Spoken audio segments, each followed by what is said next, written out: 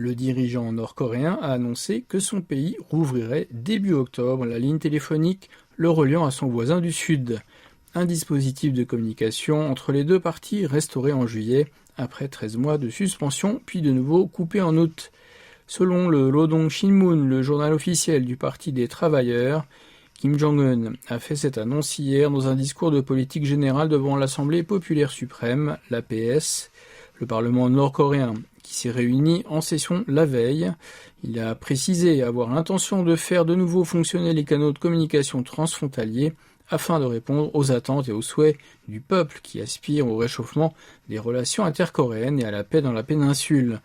L'homme fort de Pyongyang a ensuite ajouté que le rétablissement des relations entre les deux camps dépendrait de l'attitude des autorités sud-coréennes et que son pays n'avait aucune raison de provoquer le Sud, indiquant alors que celui-ci devait donc se débarrasser de son illusion de dissuader le Nord de le faire.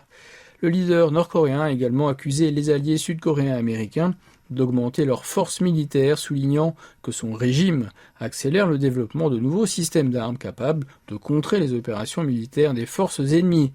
À propos de la proposition du président sud-coréen Moon Jae-in sur la fin officielle de la guerre de Corée, Kim a insisté sur la nécessité qu'avant de la clore, le respect mutuel soit établi et que le deux poids deux mesures et la politique hostile à l'encontre de Pyongyang soient abandonnés.